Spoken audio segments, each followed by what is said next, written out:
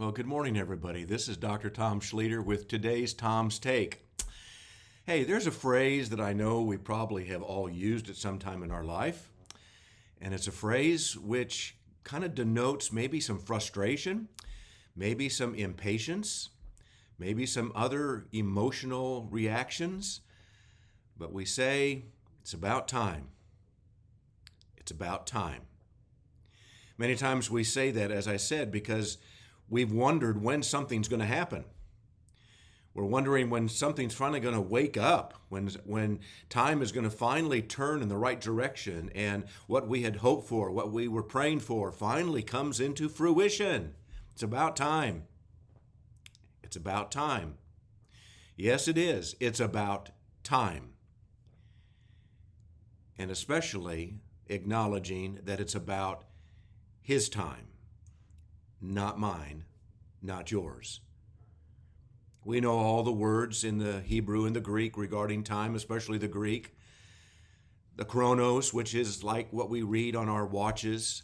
Kairos, which is that special time, that time when everything seems to kind of fit into place. And then Hronos, a beautiful time when everything seems to converge at the right moment.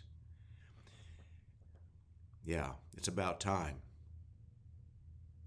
Monday night, I had the opportunity to go to a banquet. It's hosted by Mike and Cindy Jacobs with their ministry, Generals International.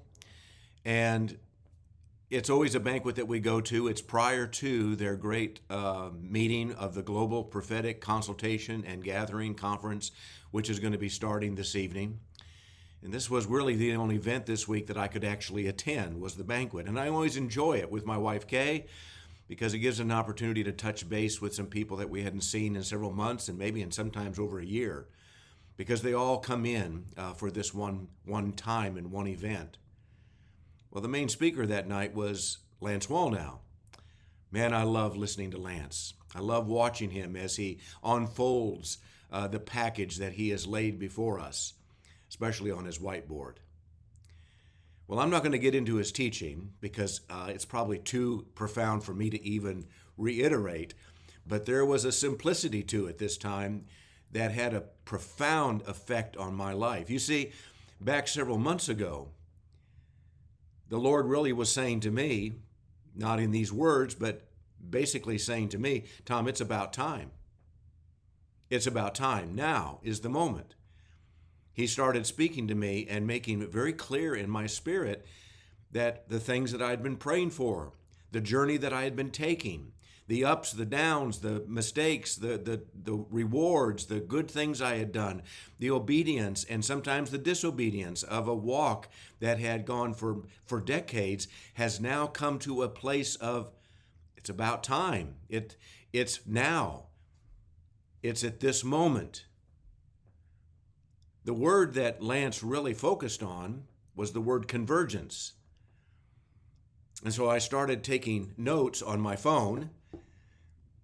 Convergence, that point when things come together, when two lines converge, when two rivers converge, when thoughts converge, when things that we had been looking for and planning for maybe a year or years or decades all of a sudden is converging. We talk about that in astronomy terms. We see the converging of the planets when they line up in ways that they haven't maybe done for decades or centuries. Convergence, when everything comes into its rightful position. It comes into that place where God had intended it to be. Now, let me speak very quickly, if I can. He had 5 points regarding coming to that place of convergence. And I'm not going to teach on this. I just want you to hear a quick summary of what he was sharing. Number 1, he said, we all have a sovereign origin. Go read Psalm 139, if you will. For even before we were born, even while we were still in our mother's womb, God had already ordained our days. He had already specified who we were going to be, what our what our life was going to unfold like, what he had as a DNA in us, not only physically, but spiritually. His destiny that he had for us from the very beginning, at the very moment of conception. We need to understand that. He designed us to be something. And then part two is we go through spiritual formation. And that for every individual is a different timing, but we all go through it. Some of it takes a long time to form in certain aspects, and sometimes it's done quickly. A lot of people said, well, what's your history with spiritual formation? I said, I can't remember a day when I wasn't in the church or around the Lord or believing in him. I mean, from the moment I remember kindergarten, how I loved Jesus. I would sing to him. I would make up new songs to him. And then some people, they didn't meet Jesus until they were 50. But all of us go through spiritual formation. We grow. We start forming our spiritual life. Then there is the place where gifts start developing in us. We start recognizing that it's not just about knowing Jesus and loving Jesus and then going through life as best we can and then he'll take us home. No, he renders onto us gifts. He renders onto us anointings. He renders onto us those things that are needful in our life to carry out, the sovereign origin that he had for us. The sovereign origin, the design he had for us. As we're going through formation, he then starts placing gifts in us. And I believe many of those gifts were there also at our spiritual formation and at the very beginning. But they didn't really come into activation until the Lord was saying, okay, now you're at a point where this gift I put in you can now come into realization. Man, amen.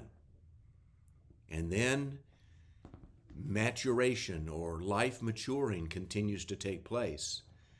Those gifts are matured. Our anointings are matured. Our awareness, our revelation, knowledge, wisdom, all of those things are in a maturing process. Now, again, don't put age on this because some may not meet Jesus until they're 50, and they may mature quickly into what I'm talking about here within a 2 or 3 year period. Some may meet Jesus when they're teenagers, or like me, I've known him, I think, all my life. But it's basically taken almost 70 years of life to come to a place where I feel like I've matured to the point to where God is really using me according to the design that he had for me. Now, that doesn't mean that all my years before this or yours were worthless. We were all doing what God asked us to do. It's all a part of that process. It's the obedience. It's listening to him. It's hearing prophetic words for your life and being obedient to those. Going through the contradictions of life. Going on the road, and sometimes we get off the road and back on the road. It's going through all the seasons of repentance and forgiveness and restoration and healing and everything that is entailed with being formed by him. And then we hit the convergence zone. The place where everything seems to finally say, wow, it's about time. This is the moment. See, that takes me back to what I shared a moment ago when God told me here over the last several months, everything that I've done in you, Tom, this is the place of convergence. What I designed you to do, this is it. And I see that obviously in what the Lord has revealed to me and the assignments that we're doing right now, the assignments that he's given me, especially with the network of intercessors here in Texas, but also carrying a message of the ecclesia's authority to legislate all across the state and into the other states of the nation. He's saying to me, it's about time. Now is the moment. convergence. And he's saying the same thing to each of us. Ask the Lord to bring you to the convergence zone. What was sad is Lance said that many times people quit or give up or just kind of lay aside any thought that God is really going to remarkably use them. And so they never get to that place. Don't let that happen. Come into the place where you are converging with God's purpose and design for you and bringing it into fulfillment. Because he's the one that designed each of us. He designed you to come into that place.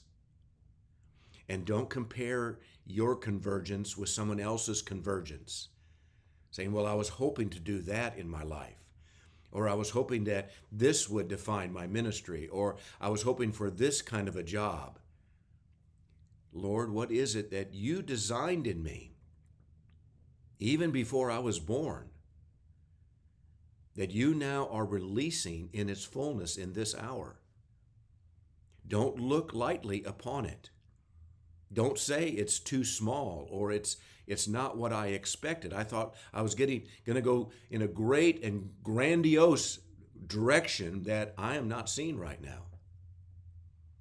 Well, let me tell you something. About a year ago, I was very satisfied and joyful where the Lord had put me with coordinating this massive intercessory network in the state of Texas. And then he says, oh, but wait a minute.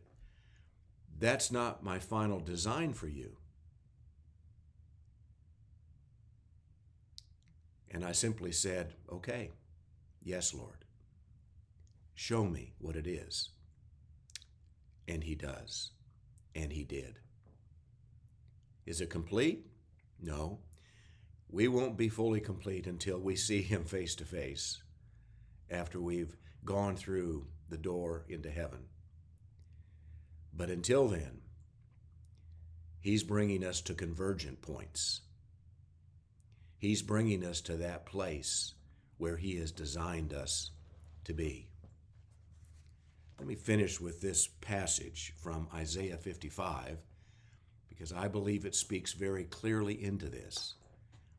And let it be a prayer over all of us. From the Passion Translation. For my thoughts about mercy are not like your thoughts, and my ways are different from yours. As high as the heavens are above the earth, so my ways and my thoughts are higher than yours. That's the Lord speaking. As the snow and rain that fall from heaven do not return until they have accomplished their purpose, soaking the earth, causing it to sprout with new life, providing seed to sow and bread to eat, so also will be the word that I, the Lord, speak. It does not return to me unfulfilled. My word performs my purpose and fulfills the mission I sent it out to accomplish. Dear Lord, thank you for bringing us to the place where your will, first placed as a design in us in our mother's wombs, is being brought to full accomplishment, full fruition. Not when we get to heaven, but right here and right now. It's about time. Blessings to all of you. Have a great day in the Lord, and I'll be with you again tomorrow.